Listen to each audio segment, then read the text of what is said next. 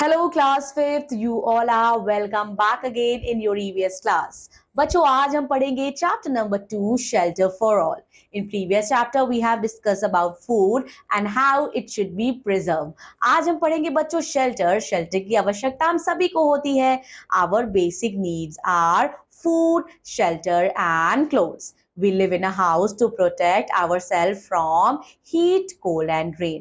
And we find many different type of houses around us. People build different types of houses for the following reason. What are they? The availability of space, climate and weather condition, money that a person can spend on a house, geographical area and availability of building materials. Here we have given activity that you have to answer. Different houses in different region, अलग अलग land forms में, अलग अलग regions में अलग अलग प्रकार के घर की जरूरत होती है. People in different region live in different kind of houses. The location and the climate of a place, the construction materials available locally and economic conditions of the people determine the type of house they live in. Village में बच्चों कच्चा और पक्का घर होता है. कच्चा घर बच्चों ज्यादातर गांव में होता है. ये ज्यादातर किससे बनता है बच्चों? जो वहां अवेलेबल मटेरियल होते हैं, जैसे कि स्ट्रॉ है, पाम है, लीव्स है, एस्बेस्टॉस है, शीट्स है. And these buildings material cost less, इसमें बहुत कम पैसा लगता है और बहुत ज्यादा अवेलेबल है. लेकिन बच्चों ये एक तरह का टेम्परेरी हाउस होता है.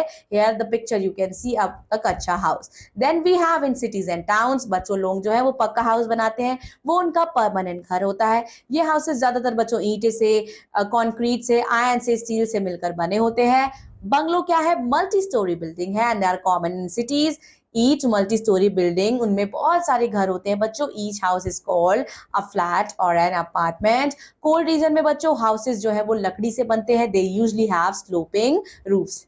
Then we have why the house in cold region have sloping roofs. क्यों बच्चों? ताकि पानी और बर्फ जो भी उनके घर पे गिरे वो आसानी से बह सके. In Arctic region the land is always covered with ice and snow. इसीलिए बच्चों जो एक्सकिमोज हैं वो कैसा घर बनाते हैं? वो घर बनाते हैं इग्लू, बर्फ का घर बनाते हैं. These houses are called igloos. The floor is covered with animal skin to keep the igloo warm. Hot region में बच्चों usually have thick walls, high ceilings and flat roofs. Bricks and stones use होते हैं बच्चों घर बनाने में. Thick wall and high ceilings keep the house cool.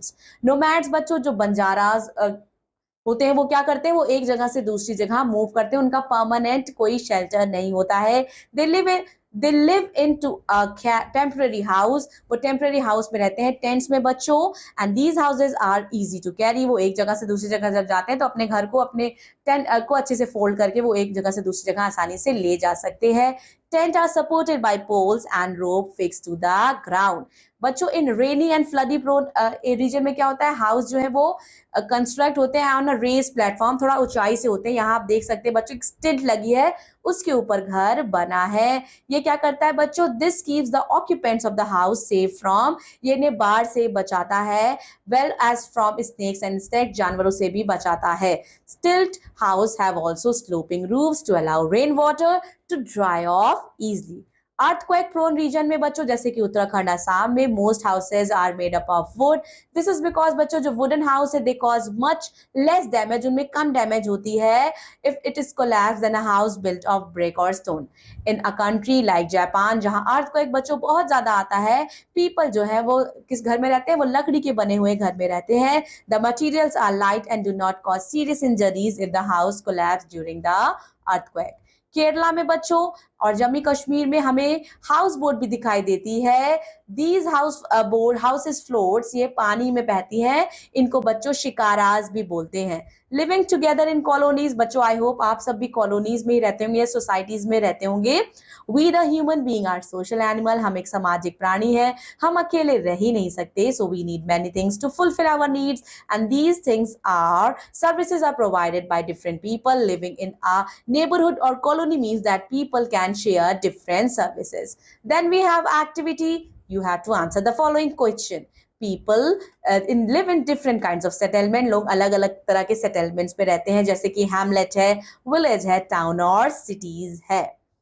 In cities, some people who cannot afford to have a house, शहर में बच्चों जो लोग खुद का घर नहीं बना सकते वो फुटपाथ पे रहते हैं और बस स्टॉप के किनारे सोते हैं बच्चों, रेलवे प्लेटफॉर्म पे रहते हैं. ये होमलेस लोग होते हैं. Ends and bees are social animal, क्योंकि ये एक साथ रहते हैं। कभी बच्चों आप अकेली चींटी को नहीं देखोगे, उनके साथ बहुत सारी चींटियां होंगी या कॉलोनी ऑफ एंड्स होंगी। Just like humans, ant and bees are also social animals that live in groups and have a well-developed society of their own. They live in colonies where each insect does its parts. The colonies can last for many years and even move from place to place. Ants, बच्चों, ants live and work together in a large group. There are three kinds of ants: queen ants, female workers ants, and male ants. And the queen ants ये क्या करती है बच्चों? ये अंडे ले करती है. The worker ants look after the eggs and also find the food. And क्या करती है बच्चों? Ant make a home with clay, sand and sticks, and it is called an anthill. Inside an anthill there are numerous chambers जो connect रहता है to one another through the tunnels. And the ant use these chambers to lay egg, to store food and to rest. Activities question you have to answer. Bees भी बच्चों एक साथ मधुमक्खी का छत्ता बनाती है. There is one queen bee, एक queen bee होती है. कुछ मेल बीज होते हैं जिन्हें हम ड्रोन्स बोलते हैं, and many workers bees होती हैं जो छत्ता बनाती हैं. The queen bees lay egg, the male bee help the queen bee to reproduce, and the worker bee build and clean, protect the beehive, and they also collect nectar from the flower and store in the beehive. These insects always cooperate with each other and do their task efficiently. So that's all about this chapter. Revise all the important points from the chapter, and I'll be seeing you in another EVS class. Till then, take care. Bye-bye.